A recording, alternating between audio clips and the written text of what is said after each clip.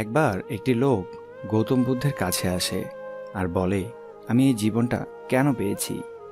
এত বড় পৃথিবীতে আমার কি মূল্য আছে?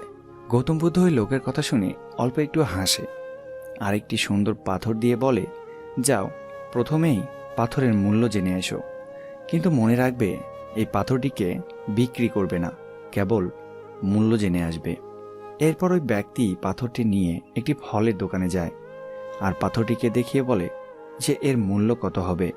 দোকানদার পাথরটি দেখেই বুঝতে পারে নিশ্চয়ই এটা কোনো দামি পাথর। তারপরেও দোকানদার বলে, এই সামান্য পাথরের আর কত দাম হবে? তবুও আমি তোমাকে এই পাথরের পরিবর্তে 10টা আম দেব।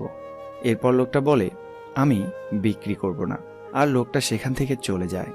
এরপর তার সামনে একটি সবজির দোকান দেখতে পায় আর সবজিওয়ালাকে পাথরটা দেখায় ও দাম জিজ্ঞেস করে। সবজিওয়ালা বলে, আমি এই পাথরের পরিবর্তে তোমাকে 1 বস্তা আলু দিতে পারি। এরপর লোকটি বলে যে আমি বিক্রি করব না। লোকটি আরও এগিয়ে যায় এবং একটি সোনার দোকানে যায় আর দোকানদারকে ওই পাথরের দাম জিজ্ঞেস করে। জহুরি পাথরটা দেখেই বুঝতে পারে এটা অনেক মূল্যবান রুবি পাথর, যা কেবল ভাগ্যবানরাই পায়। এরপর জহুরি বলে, এই পাথরটা আমাকে দিলে আমি তোমাকে 10,000 টাকা দিতে রাজি। ওই লোকটি এতক্ষণে পাথরের দাম বুঝতে পারে, কিন্তু পাথরটা বিক্রি না করে ফিরে যেতে চায়। তখন জহুরি আবার বলে, আমি তোমাকে এর জন্য 50,000 টাকা দিতে রাজি। কিন্তু এই লোকটি পাথর বিক্রি করতে রাজি নয়। আর এদিকে জহুরি কোনোভাবেই এই মূল্যবান পাথরটিকে হারাতে চায় না। তাই জহুরি হাত জোড় করে বলে, তুমি এই পাথর আমাকে দিয়ে দাও, আমি তোমাকে 1,00,000 টাকা দিতে রাজি। তারপরেও লোকটি রাজি হয়নি আর দোকান থেকে চলে যায়। তখন জহুরি পিছন থেকে চিৎকার করে বলে, এটা অনেক মূল্যবান একটি পাথর, তুমি যত টাকা চাইবে আমি দিতে রাজি, তুমি কেবল পাথরটা আমাকে দিয়ে যাও। এটা শুনে লোকটি অবাক হয়ে যায়। লোকটি সোজা গৌতম বুদ্ধের কাছে ফিরে আসে আর পাথরটি ফেরত দিয়ে সমস্ত ঘটনা বলে।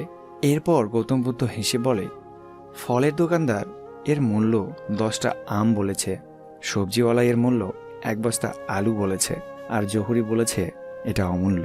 এই পাথরের গুণকে যে যেমনটা বুঝেছে সে তেমনই মূল্য বলেছে। একইভাবে তোমার জীবন ও তোমার মূল্য ওই পাথরের মতোই অমূল্য।